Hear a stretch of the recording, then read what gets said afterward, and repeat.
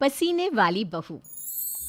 हाय रब्बा, अरे नास पीटी, पसीने बहा बहा के पूरे घर में पसीने की बाढ़ को बुलावा दिया है तूने। अरे तो मैं क्या करूं माँ जी, आप ही बताओ। अरे भगवान से गुहार लगाओ के उठा ले मुझे। ये कहानी है अक्षरा की, जिसे शादी के पहले से बहुत पसीना आता है, फिर चाहे वो गर्मी हो या बरसात हो या फिर ठंड हो, शादी तो जैसे तैसे हो जाती है। अक्षरा के पति रणवीर को ये बात पता नहीं होती कि अक्षरा को इतना ज्यादा पसीना आता है, और ना ही उसकी सास कौशल्या और ससुर ब्रिजमोहन को पता था।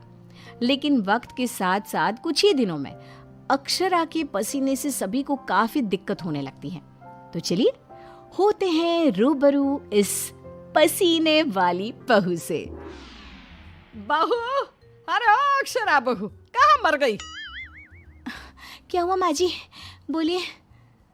अक्षरा पसीने से लदी हुई थी और उससे बहुत ज्यादा गंदी बदबू आ रही थी, जिससे सभी अपने नाक पर हाथ रख लेते हैं। हाय रब्बा, इतनी गंदी बदबू तो गटर की भी नहीं आती। सीरियसली यार अक्षरा, तुम्हारे पसीने की बदबू दूर दूर तक आ रही है। तो मैं किसी बर्फीले इग्लू में बैठकर खाना नहीं बना रही हूँ। इतनी गर्मी है, 2 मिनट गैस के सामने खड़े रहो तो पूरा पसीने से नहा लेते हो आप। इतनी भयंकर गर्मी है, अगर इतनी प्रॉब्लम है तो लगा लो ना रसोई में भी एसी। हाँ हाँ लगा लेते हैं। वैसे भी तेरे मायके वालों ने हमें ट्रक भर के नोटों की गड्डी जो दी है, हैं? क्या बात करती है? मैं भी चूल्हा चौका कर चुकी हूँ, लेकिन इतना पसीना मुझे तो कभी नहीं आया। ऐसे ही एक दिन कौशल्या देखती है कि खाना बनाते समय अक्षरा के माथे का पसीना टपक कर कढ़ाई में गिर रहा है। हाय रब्बा, अरे करम जलियों की महारानी, ये देख, देखिए तेरे पसीने की टंकी का लीकेज बह के अब हमारे खाने में भी टपक रहा है। अब अपना खारा पानी तू नमक के तौर पर इस्तेमाल करेगी क्या हमारे खाने में? माँ जी, मैंने जानबूझकर नहीं किया है। और रही बात पसीने की टपकने की, तो इसी बहाने ये घट्टी की सब्जी ना और भी नमकीन और स्वादिष्ट हो जाएगी मेरे पसीने की मिलावट से। छी छी छी छी, मैं जा रही हूँ बाथरूम, क्योंकि मुझे तो तेरी बातों को सुनकर और ये खाना देखकर ही उल्टी आ रही है। आज तो कुछ नहीं पकाएगी। आज हम तीनों तुझे छोड़कर बसंत भोजनालय चले जाएंगे। तू अकेले ही चखते बैठ अपने पसीने से भरे हुए ये व्यंजन।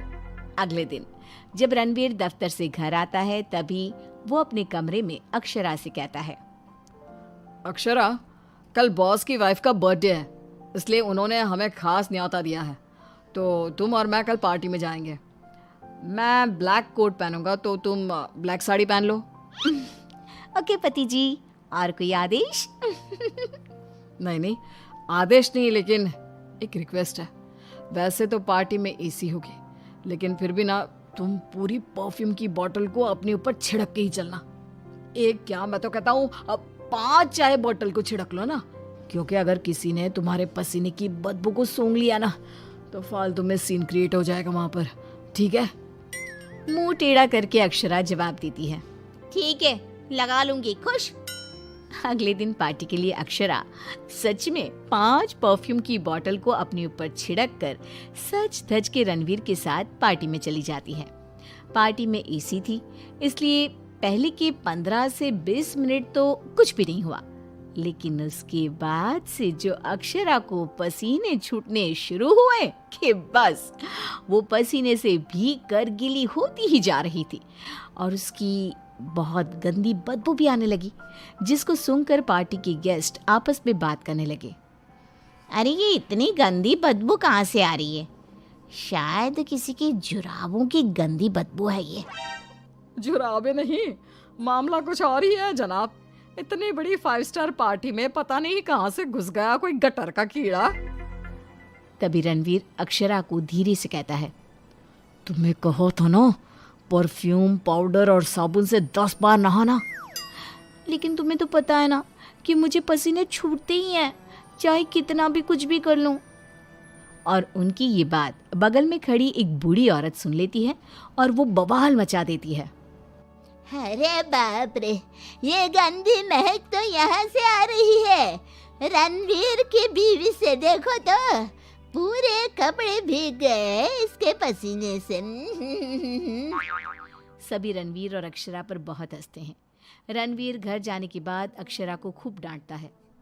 मिला देना पानी में मेरी पूरी मेहनत से कमाई हुई इज्जत।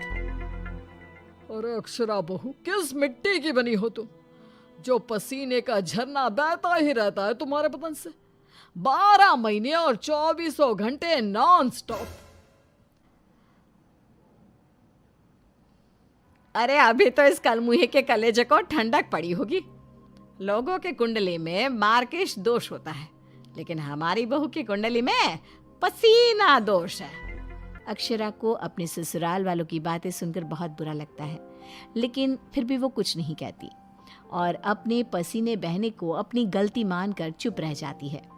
दिन बीतते जाते हैं, गर्मी का प्रकोप बढ़ते जाता है और अक्षरा के लिए गर्मी और भी बड़ी मुसीबत बन जाती है। उसे पसीने से पूरे हाथ, पांव, गले, चेहरे और बदन पर घमौरियां आ जाती है, जिसके कारण उसे खूब जलन महसूस होती है। बहुत जलन हो रही है। माँ जी ने एसी का रिमोट भी छुपा के रखा है, इसलिए ताकि मैं एसी ना लगाऊं और बिजली का बिल बच जाए। मम्मी जी, बहुत आग लग रही है। अक्षरा जाकर बाल्टी भर पानी अपने आप पर डाल देती है, तब जाके उसे थोड़ी सी राहत मिलती है। अक्षरा के पसीने से तंग आकर कौशल्या अब दिन रात घर में अगरबत्ती और अरोमा कैंडल जलाती। अच्छा हुआ जो रणवीर ने ये खुशबू वाली मोमबत्तियां ला कर दी, इनसे हर जगह अच्छी महक आ रही है। हाँ कौशल्या, बड़ी अच्छी सुगंध है, अगरबत्ती और मोमबत्ती दोनों की भी।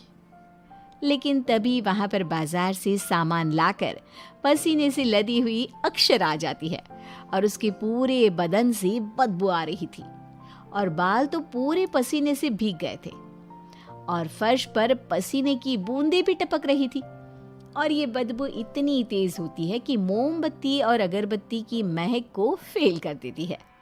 हाय रब्बा, आ गई करम जली। इसके बदन के पसीने ने तो इतनी महंगी सुगंध वाली मोमबत्ती और अगरबत्ती के खुशबू के दांत भी खट्टे कर दिए। बाहर इतनी भीषण गर्मी है मम्मी जी, ऐसा लग रहा है मानो हम किसी ओवन में बंद हो गए हो और केक की तरह बेक हो रहे हो। उफ।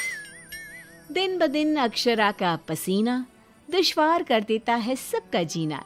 कभी वो सोते समय पूरे बेड के साथ साथ साइड में रखे हुए रणवीर की इम्पोर्टेंट फाइल्स को अपने पसीने से भिगा देती, तो कभी वो गर्मी से अपने बालों में हुए जुओं को गलती से खाने में मिला देती। हाय रब्बा, आज तो हद ही हो गई, खाने में जुए। अक्षरा बस बहुत हुआ, अब और नहीं। अब तुम सीधा अपना बैग पैक करो और अपने मायके शिफ्ट हो जाओ। बिल्कुल सही कह रहा है रणवीर, हमें नहीं चाहिए ऐसी पसीने वाली बहू। अक्षरा रोने लगती है और कहती है, ठीक है मैं चली जाती हूँ, फिर कभी इस घर की दहलीज पार नहीं करूंगी, बाय। अक्षरा रोंदी सूरत लिए घर से निकल जाती है। शाम में जब रणवीर अक्षरा के मायके फोन लगाता है, तब उसे पता चलता है कि अक्षरा तो अब तक घर गई ही नहीं। इस बात को सुनकर रणवीर, कौशल्या और ब्रिजमोहन तीनों डर जाते हैं और चिंताग्रस्त हो जाते हैं। हायो रब्बा, अब कहाँ ढूंढे हम अक्षरा बहू को। मुझे एक जगह पता है मम्मी, जब भी अक्षरा का मूड ऑफ होता है तो वो वहीं पर जाकर बैठती है। रणवीर, कौशल्या और ब्रिजमोहन तीनों एक नदी के किनारे जाते हैं, जहां रात के अंधेरे में अक्षरा नदी की साइड की बेंच पर बैठे हुए बिलख बिलख कर रो रही थी। रणवीर तुरंत जाकर अक्षरा के गले लग जाता है और उससे तीनों माफी मांगते हैं। अक्षरा, हमें माफ कर दो, तुम्हें पसीना आना नेचुरल है, लेकिन तुम जानबूझकर नहीं करती हो ये, और हमने तुम्हें गुस्से में क्या क्या नहीं कहा। हाँ अक्षरा बहू, प्लीज माफ कर दे बेटा। तेरे इस पसीने को ना मैं यूं मिनटों में चुटकी बजाकर आयुर्वेदिक और घरेलू उपायों से भगा दूंगी, तू देखना बेटा। हाँ, और अगर उससे भी ना होए तो मेरे पहचान में मेरा एक डॉक्टर दोस्त है, तुम्हारे इस पसीने की तकलीफ का हम सब मिलकर डट कर सामना करेंगे। Thank you. देर से ही सही आप लोगों को मेरा दर्द समझ में तो आया। मैं बहुत लकी हूँ कि मुझे आप जैसे ससुराल वाले मिले। इस तरह ससुराल वाले आयुर्वेदिक उपायों से अक्षरा के पसीने की तकलीफ को मिटा देते हैं और अब उसे मामूली पसीना ही आता है और वो एक सुखी और चैन भरी जिंदगी बिताने लगती है।